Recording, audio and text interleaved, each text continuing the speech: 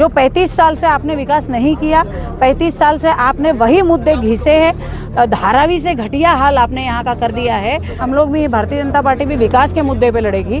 दम मारो दम कंपनी अपने घर से निकलती नहीं थी, आज वो दम मारो दम कंपनी जो है रोड पे घूम रही है, दुकानों में घूम रही है। जो नाराज है उनकी सबकी नाराजगी दूर कर दी जाएगी।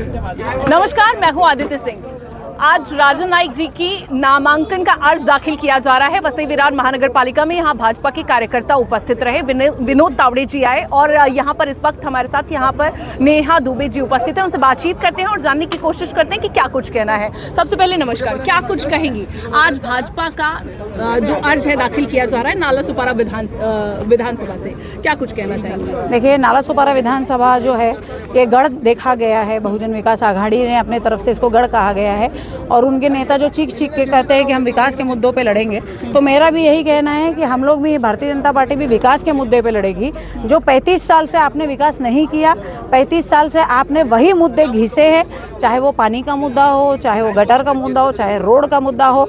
आज आपने जो है नालासोपारा विधानसभा को और पूरे वसई तालुका, मैं कहती हूँ धारावी से घटिया हाल आपने यहाँ का कर दिया है। तो ये सबका जवाब देने के लिए जो है भारतीय जनता पार्टी के उम्मीदवार यहाँ पे उतरे हैं और ये सबका जवाब उनको जो है वोटर जो है इस बार दे देंगे और भली बात ही उनको पता चल जाएगा जब वो हारेंगे। देखिए, अभी आपको पता चल रहा है कि जो दम मारो दम कंपनी अपने घर से निकलती नहीं थी, आज वो दम मारो दम कंपनी जो है रोड पे घूम रही है, दुकानों में घूम रही है, दुकान वालों से ले लेके काजू बादाम खा रही है। तो अब वो कंपनी जाने और वही लोग जाने।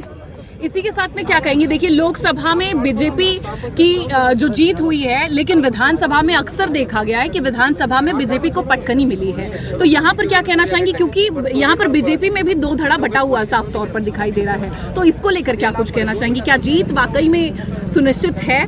आपने जो कहा कि लोकसभा में जीत और विधानसभा में बीजेपी को जो पटखनी बोली, तो बीजेपी को नहीं मिला है। वो महायुति का हर बार उम्मीदवार रहता था, जो उम्मीदवार जो है शिवसेना पार्टी से रहता था और इस बार भारतीय जनता पार्टी ने अपना खुद का उम्मीदवार दिया है। भारतीय जनता पार्टी का चुनाव चिन्ह यानी कि कमल निशानी पर हमारे उम्मीदवार राजन नाईक जी खड़े हैं। जो नए हैं उनको पुराना कर दिया जाएगा, जो भी उनकी समस्या रहेगी सब सॉल्व कर दी जाएगी और चुनाव के पहले सारा समीकरण ठीक करके भारतीय जनता पार्टी यहाँ पर जीत कर आएगी। जो नए हैं उनको पुराना कर दिया जाएगा, जो पुराने हैं उनको नया कर दिया जाएगा। नहीं, कई वरिष्ठ लोग हैं जिनको शिकायत है कि हमें कोई गिनती ही नहीं की जाती है। मैंने कहा ना, जो नाराज है उनकी सबकी नाराजगी दूर कर दी जाएगी। और रही बात, अगर आप विकास की बात करें तो विकास का तो आप देख ही रहे हैं कि आज 41 बिल्डिंग पे कार्रवाई चालू हो गई है। इस वक्त वहाँ पर बिल्डिंग टूटना चालू हो गई है।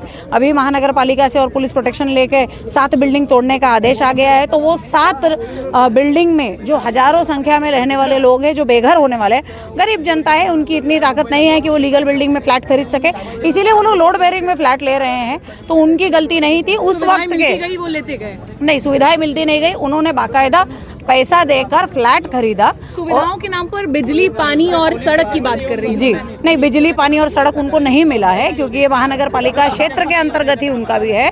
लेकिन उनका ये था कि वो लीगल बिल्डिंग में फ्लैट नहीं खरीद सकते थे, तो उन्होंने बिल्डर को पैसा देके लोड बेयरिंग के अंदर फ्लैट खरीदा था और वो लोग लोड बेयरिंग के अंदर जैसे तैसे अपनी जिंदगी जी रहे थे। लेकिन महानगर पालिका का टैक्स भरते थे, घर पट्टी भरते थे, लाइट बिल है उनके पास गैस की पावती है उनके पास, टोटल महानगर पालिका से और सरकारी यंत्रणाओं के सारी पावतियां होने के बावजूद आज 15 साल बाद उनको बेघर कर रहे हैं। तो उन लोगों का सिर्फ कसूर ये है कि यहाँ के विधायक को उस क्षेत्र का कोई ध्यान नहीं है। SRA के माध्यम से उन्हें रिहैब किया गया। ये गरीब जनता अब कहाँ जाएगी? इनके पास तो इतना पैसा भी नहीं है कि कोर्ट में जाके केस करे या फिर वो लोग रेंट का फ्लैट लेके जाके कहीं कैसे भी अपनी ज़िंदगी गुजर बसर करे। लेकिन उनकी हालत इस वक्त खराब है, जिसका जवाब उनको भली बात ही चुनाव में मिल जाएगा।